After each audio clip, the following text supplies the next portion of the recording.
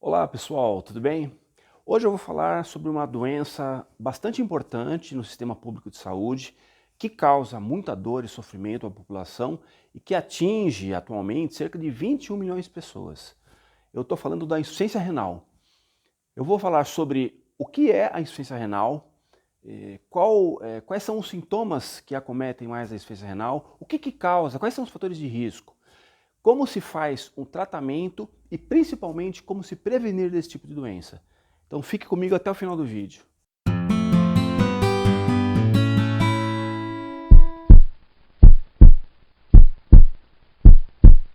Insuficiência renal, mais popularmente conhecida como rins fracos, com toda a razão. A insuficiência renal, ela atinge cerca de 21 milhões de brasileiros. E desses 21 milhões de brasileiros, que é mais ou menos um décimo da população brasileira, 10% da população brasileira, 70% destes 21 milhões não sabem que tem a doença. Isso porque, basicamente, ela é uma doença silenciosa. Ela praticamente não apresenta sintomas até fases mais avançadas da doença. Esse é, na verdade, o principal perigo da insuficiência renal. Existem cerca de 130 mil pessoas que necessitam de diálise no Brasil atualmente. Cerca de 20 mil pessoas ao ano são acrescidas a esse número de 130 mil. Ou seja, 20 mil pessoas a mais todos os anos que dependem do tratamento de diálise no Brasil. Somente 7% dos municípios brasileiros têm esse serviço de hemodiálise. E o que o governo faz para minimizar isso? Basicamente, ele contrata clínicas particulares. Essas clínicas particulares recebem o subsídio do governo e fazem o atendimento à população. O grande problema desse esquema é que as clínicas reclamam muito de subfinanciamento, ou seja, o governo paga menos do que deveria para financiar o atendimento dessas clínicas para a população via SUS. Existem hospitais do SUS que fazem a maior parte dos transplantes. E no Brasil são realizados cerca de 6 mil transplantes por ano. O Brasil é o segundo maior transplantador de rins do mundo, perdendo apenas em número de transplantes para os Estados Unidos. Mas a verdade é que a maior parte da população, a maioria absoluta da população, depende do SUS quase que totalmente para fazer o tratamento da insuficiência renal crônica. Então, a prevenção deve ser sempre o pilar central das políticas públicas de saúde de qualquer país no mundo. Mas afinal de contas, o que é a doença renal? Basicamente, é a perda da função renal, ou de uma maneira abrupta, de uma maneira imediata, como, por exemplo, a insuficiência renal aguda, ou insidiosamente, lentamente, que é o que acontece na insuficiência renal crônica. O que faz o rim? Ele tem algumas funções, mas a principal delas é a filtração das toxinas que são produzidas no corpo com o metabolismo normal. Então, as células vão trabalhando, vão produzindo energia, vão cada uma fazendo a sua função, e no final desse trabalho existe um lixo, que são as toxinas que são jogadas na corrente sanguínea e as toxinas ficam correndo na corrente sanguínea. Então, o rim basicamente filtra essas toxinas e esse é claramente o trabalho mais importante dele. Junto disso, existe também o trabalho de controle dos líquidos. Ele controla quanto de líquido está saindo e quanto de líquido está entrando no organismo, para manter um equilíbrio entre a entrada e saída de líquidos. Fora isso, existe também um controle que o rim faz sobre os eletrólitos. Cálcio, magnésio, potássio, fósforo. Tudo isso tem que estar bastante bem equilibrado e dentro de níveis aceitáveis para que o organismo funcione normalmente. Além disso, ele tem também um controle importantíssimo, que é o autocontrole, na verdade, da pressão arterial. Porque ele produz uma substância chamada renina, que é uma substância que ajuda no autocontrole da pressão arterial do corpo. Além disso, ele também sintetiza uma substância chamada EPO, que é a eritropoetina. A eritropoetina, basicamente, é o substrato, quer dizer, é o tijolinho que constrói a hemácia, que são os glóbulos de sangue que levam o oxigênio e os nutrientes para todas as células do organismo. E uma outra coisa que ele faz é sintetizar a vitamina D, que atua diretamente na formação dos ossos, na formação e no desenvolvimento dos ossos. Quais que devem ser as perguntas que a gente tem que se fazer para desconfiar se tem ou não algum tipo de doença renal? São 6 as principais perguntas. Primeira, se eu tenho pressão alta. Uma outra, se eu tenho diabetes. Se eu estou acima do peso. Se eu tenho doença renal na família. Se eu fumo. Ou se eu tenho mais de 60 anos. Se em qualquer uma dessas perguntas houver um sim como resposta, você é um belo candidato a ter problemas renais. Isso por uma simples causa: os fatores de risco. Quais são os fatores de risco que podem provocar a doença renal crônica no organismo? São vários, então eu vou citá-los um a um. O primeiro fator e o mais importante é a hipertensão arterial, a pressão alta. Ou seja, se você tem pressão alta, você tem uma chance bastante grande de eventualmente evoluir num futuro para insuficiência renal, desde que você não esteja tratando a doença e eventualmente não saiba que tem a doença. No mundo, quem é primeiro lugar é segundo lugar aqui no Brasil, que é o diabetes mellitus. O diabetes, o açúcar alto no sangue. O diabetes aqui no Brasil é a segunda causa de doença renal crônica. Um terceiro item é a obesidade. A obesidade predispõe a diabetes.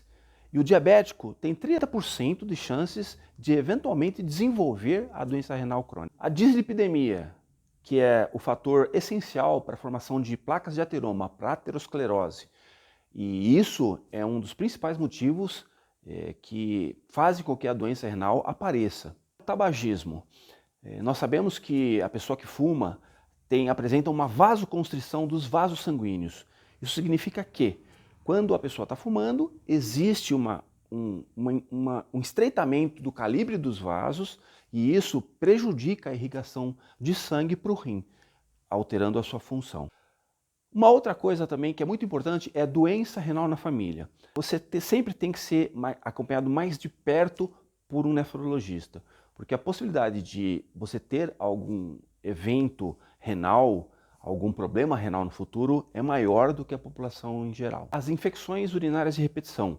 Isso pode propiciar normalmente a pielonefrites, que é a infecção do rim, e as glomerulonefrites, que são as inflamações dos glomérulos, a inflamação dos rins. Isso também propicia um aumento de chances para a doença renal crônica no futuro. Existe também um item bastante importante que é a idade. Acima de 60 anos, todas as pessoas deveriam fazer o exame para buscar o diagnóstico de insuficiência renal. Um detalhe em relação à idade é que existe a perda de 1% da função renal por ano a partir dos 40 anos de idade. Daí isso explica o porquê que a idade é um dos fatores de risco. Uma outra coisa são as doenças de órgãos associados. Então, por exemplo, uma doença da próstata, como hiperplasia, como tumores, podem alterar a função do rim, assim como doenças do colágeno, do tecido de dentro do corpo, e como, por exemplo, o lúpus eritematoso sistêmico. Existem também situações de substâncias nefrotóxicas. Por exemplo, os anti-inflamatórios não hormonais, que são os anti-inflamatórios costumeiramente que a gente usa para qualquer tipo de dor, o uso exacerbado desse tipo de substância causa insuficiência renal crônica. Assim como, por exemplo, substâncias contrastantes com iodo, então, por exemplo, os contrastes iodados que a gente usa para o cateterismo, ou eventualmente para angiografias, que é o estudo das artérias do corpo, alguns antibióticos da classe dos aminoglicosídeos, amicacina, gentamicina, ou outros antibióticos como a polimixina, a vancomicina. E por último, e uma coisa até interessante, a carambola, que é aquela fruta que tem uma substância neurotóxica que quando a pessoa está com algum comprometimento renal, ela atua no sistema nervoso, deixando a pessoa com sintomas neurológicos. Não que a carambola tenha que ser eliminada da dieta, não é isso. Mas quando existe algum problema renal, a carambola aí sim deve ser evitada. Então vamos lá para os 10 sintomas mais comuns que a insuficiência renal crônica apresenta. Antes disso, eu quero dizer que os sintomas, eles são importantes, Mas mais importante do que isso é a prevenção, porque quando os sintomas aparecem, a doença renal já está instalada. Então vamos lá, sintoma número 1, náuseas e vômitos. Isso basicamente acontece por causa do aumento das toxinas e também do desequilíbrio hidroeletrolítico. Significa que o potássio, o sódio, o cálcio, o magnésio, o fósforo, eles estão todos bagunçados em níveis no sangue muito alterados, porque o rim já não está tendo a função adequada para equilibrá-los corretamente. Um outro item é o inchaço no corpo. Isso é basicamente por causa do desequilíbrio na entrada e saída de volume de líquidos, assim como o aumento das proteínas, que é indicativo de lesão renal e provoca muito inchaço e edema, não só nos membros inferiores, mas também na barriga e principalmente no rosto. Essa é a grande diferença do inchaço da insuficiência renal para a insuficiência cardíaca. Pressão alta descontrolada. Quando o rim começa a deteriorar suas funções, ele diminui a produção de renina. Isso afeta diretamente o autocontrole da pressão. Existem também as mudanças na urina. A urina é muito espumosa, isso devido às proteínas que aparecem também na urina, e a mudança de características, como por exemplo a mudança do cheiro, a mudança da cor. E uma coisa também é que a pessoa com insuficiência renal, no início da insuficiência, ela urina mais, e depois, com o passar do tempo, indo para as fases terminais, ela vai urinando cada vez menos. Existem as câimbras, que são basicamente a alteração do nível do potássio no sangue. Existe a fadiga e a fraqueza, juntos com a anemia, basicamente pela diminuição da produção do EPO, da eritropoetina, e consequentemente da produção de hemácias, e isso dificulta muito o carregamento, o transporte do oxigênio e dos nutrientes para o corpo todo. Existe a coceira, isso também pelas alterações hidroeletrolíticas, pelas alterações dos eletrólitos, e também por uma certa desidratação da pele, por alterações do controle de volume. Existe a insônia, basicamente pelo aumento das toxinas. Com isso, com essas toxinas girando pelo corpo, o cérebro não consegue desligar, apagar de uma maneira adequada e a pessoa tem muita dificuldade de dormir. Eventuais faltas de ar, que são basicamente provocadas pelo desequilíbrio dos volumes, né? Então, por exemplo, pode acontecer de ter muito volume que fica dentro do pulmão e isso dificulta a capacidade respiratória da pessoa. Existe também a perda do apetite, quer dizer, por causa do problema das toxinas que estão aumentadas no corpo, a pessoa se sente mal e isso diminui bastante o apetite. Como se faz o diagnóstico? Basicamente, com 3 exames bastante simples que se consegue fazer num pronto atendimento em qualquer lugar do Brasil.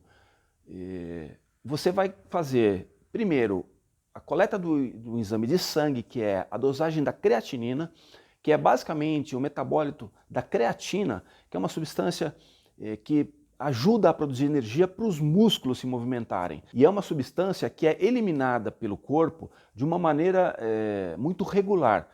E por isso o uso da creatinina como um marcador de função renal. Além disso, o exame de urina, que também pode dar alterado, basicamente acontece a proteinúria, que é o achado de proteínas na urina, quer dizer, ela mostra que existe lesão renal. Além disso, pode acontecer, por exemplo, o aparecimento de nitrito, assim como leucocitúria e hematúria. São todas alterações vinculadas a uma possível perda de função do rim. E um outro exame, que é o exame de imagem, é o ultrassom de rins e vias urinárias, em que lá você olha basicamente como é que está a anatomia do rim. Se ele tem alguma alteração, se ele, por exemplo, apresenta rins policísticos, que é uma coisa comum em patologias da insuficiência renal crônica. Mas a coisa mais importante disso tudo é que tem que se pensar sempre na prevenção, controlar os fatores de risco. Mas de qualquer maneira, o diagnóstico precoce ou o diagnóstico o mais rápido possível sempre é o melhor negócio. Por quê? Com o diagnóstico muito precoce, você consegue eventualmente até evitar que a doença renal ela se estabeleça no rim. E quando acontece de ela já ter se estabelecido, o diagnóstico mais rápido, ele consegue fazer com que o tratamento faça com que essa doença evolua de uma maneira lenta, retardando as fases mais adiantadas da doença em que você precisa da hemodiálise e eventualmente de um transplante de rim. Qual que é o tratamento da insuficiência renal crônica? Bom, antes de pensar em tratamento, a gente tem que pensar na prevenção. E como prevenir a doença? Basicamente, você tratando primeiro os fatores de risco. Então você vai controlar muito bem a pressão alta, mantendo a pressão máxima em 13 e a pressão mínima em 9 ou abaixo disso, mantendo a glicemia no diabetes sempre abaixo de 150, o tratamento da proteinúria, que é feita por medicações específicas dadas pelo seu nefrologista, o tratamento da anemia, que vai ser também acompanhada pelo hematologista, o tratamento das dislipidemias com normalmente estatina, que também tem que ser acompanhadas pelo cardiologista, e mudanças no estilo de vida. Parar de fumar, ou pelo menos reduzir ao máximo isso, diminuir a obesidade, diminuir o excesso de peso, praticar regularmente atividades físicas, o ideal 150 minutos por semana, evitar os anti-inflamatórios. Então, para qualquer dor que haja, parar de ficar usando sempre só anti-inflamatório, como por exemplo o diclofenaco, o ibuprofeno, o cetoprofeno. Então, usá-los com muito bom senso. Evitar a fruta carambola, que tem uma substância neurotóxica que pode atacar a pessoa com já um grau de insuficiência renal. Evitar, se possível, o uso de contrastes iodados na feitura do cateterismo, por exemplo, ou de uma angiografia. Sempre avisar o seu médico se eventualmente você tiver que se submeter a um procedimento desse tipo. Evitar alguns antibióticos, como eu falei, uns aminoglicosídeos e alguns outros tipos de antibióticos, mas basicamente o que você tem que fazer é sempre conversar com o seu médico antes dele prescrever algum tipo de medicação desse tipo. E o tratamento em si da doença renal crônica? Quais os tratamentos que existem? Existem basicamente 3 tratamentos. A hemodiálise, que é a substituição da função de filtração do rim do órgão para a máquina. Então você vai no setor de diálise e tem que ficar lá sentado do lado da máquina, fazendo a filtração do rim por uma fístula. Geralmente é uma quantidade de 3 vezes por semana e geralmente de 3 a 5 horas de tratamento de diálise. É uma coisa bastante sofrida, não é muito fácil de fazê-la. Mas de qualquer maneira ela consegue bastante bem, de maneira bastante eficiente, filtrar as toxinas do organismo. Diálise peritoneal, que é uma diálise muito específica, e o transplante renal, que basicamente é a colocação de um rim um pouco mais abaixo dos rins naturais. Não existe a necessidade de retirar o órgão do corpo da pessoa. Se você gostou desse vídeo, não se esqueça, dê o seu like, se inscreva no canal, é só teclar nesse inscreva-se em vermelho e clique no sininho para que você receba os avisos de que eu lancei outros vídeos aqui no canal. Tchau!